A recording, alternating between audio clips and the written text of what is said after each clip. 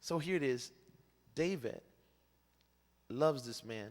God gives David an anointing. I ask God why he do that. Why he give you the anointing of an office before you give you the office? Because you got to develop character to understand God's system. Usually he takes you through a wilderness to humble you. God's big thing with us is humility. It's about getting us to submit and getting that rebellion out of us and getting all these arguments and contentions out of us while we don't need to. See that? I've noticed the only people God promote, God never said he will promote anointed people, gifted people. He says he exalts the humble. He gives honor to the humble. In his kingdom, that's the way he do it. He honors the humble. So even though he gave David an anointing, prophesied to him about his future, he says you still got to go through a level of humility to get there. No one is exempt, even if they get a prophecy of greatness. You still got to go through the process. God do not change certain systems. You have to do it. Every man, every woman who's ever dealt with God had to do it. You must walk humbly with God. If you don't do that, it's no use of even talking to you about nothing like this. God is about to raise up men and women on the earth with great power and great authority. These people will go and sweep across this world with great power. They're about to demonstrate power and authority that has not been demonstrated since the beginning of time. These people have to understand things like what I'm about to tell you tonight. Without that, these are the things the Lord told me in heaven. He's going to raise up multiple men and women who will sweep across this world with unprecedented power. I mean, just unreal. Some of the things I've seen, I'm telling you, it's totally catastrophic. A lot of things I've seen God do with me, I honestly, I can't believe he's done that with me already. I can't believe that because I know me, see. I know David. I know that I didn't do that. But it was unspeakable. Unspeakable things. And so what I'm saying to you is God is about to raise up. He wants to be able to trust his people. But you got to understand his system. So here it is. David. I love David because not because we just have the same name, of course.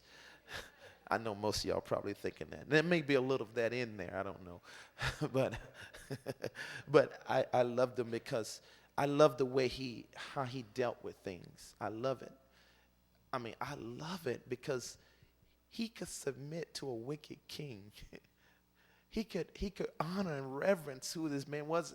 And knowing the Spirit of God had departed, knowing God had rejected him, how many of us would have thought we are justified for rejecting that person too, just because God had? He never took up God's offense with Saul, ever, which caused him to keep a pure spirit. We think because God takes offense with somebody that we have the right to, which corrupts us. Because you don't have the level of character that God has to stay balanced and love people and do that. So it's off limits for us.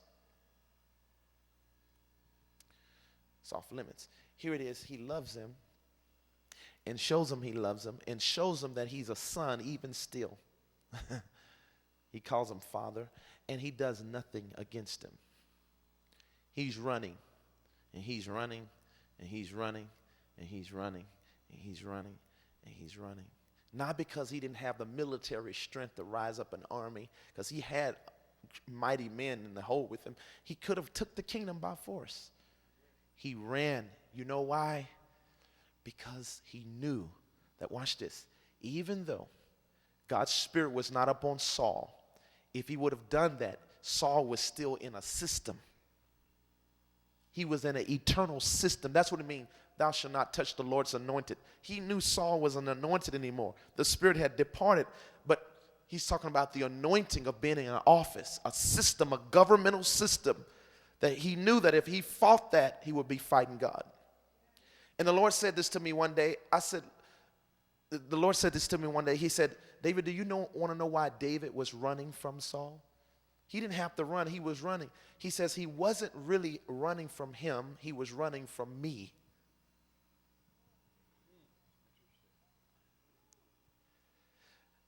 If a wicked king who's in a godly position pursues you, watch this, they are no longer pursuing you themselves. That office is behind them. And because they're in a God system, you can't fight that. Now, I know people in America think differently. It's not true. I could show you anybody who felt they was justified even when a leader was wrong somehow in a godly position. Nothing ever good came of them. Because they don't understand, you are no longer fighting a wicked person in a godly position. You're fighting a system. And God has ordained that system, whether that man is wrong.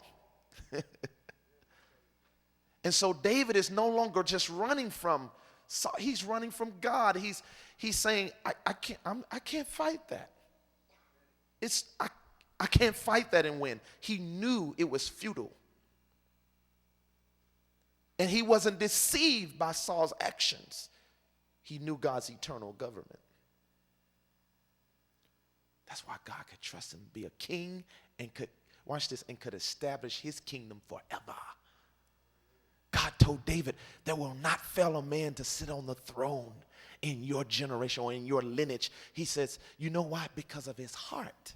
God didn't just do that because he was there. It was his heart. He understood authority. He says, I'm going to establish your throne forever.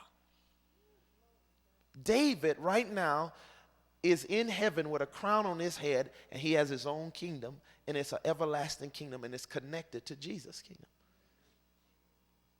It's eternal stuff because of his understanding of power and rule here.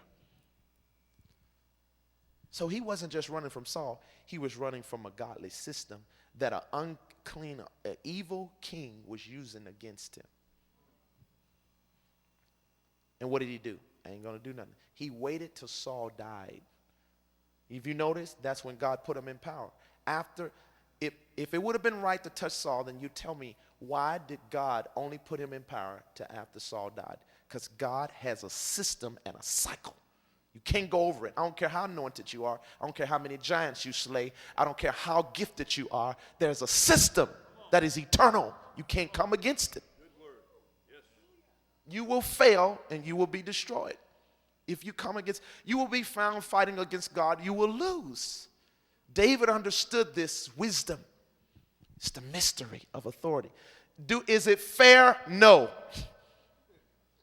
Do it look right? No. It is God's system. It is his way. It's nothing you can do about it. You cannot change it. It has been established.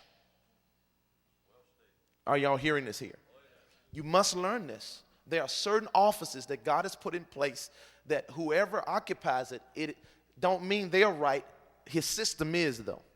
He ain't changing it for nobody, even someone in it that's evil. Now, he can move them, but he'll do it in his time. See that? Here it is. When Saul dies, David comes in power. Another thing, the young man that Saul says, I want you to put the sword through me and kill me. He was already on the battlefield dying, had been wounded. He says, now kill me. This young guy comes to David saying, oh, you know, your enemy Saul, look, I put the sword through him. This is what happened. He says, I was the one who killed him. He thought David was going to honor him because he killed a king who was pursuing him. And David killed him because of the reverence he had for authority. He says, this is not a good thing. Why are you rejoicing in front of me? Don't talk to me like that. David is a good prototype of Jesus.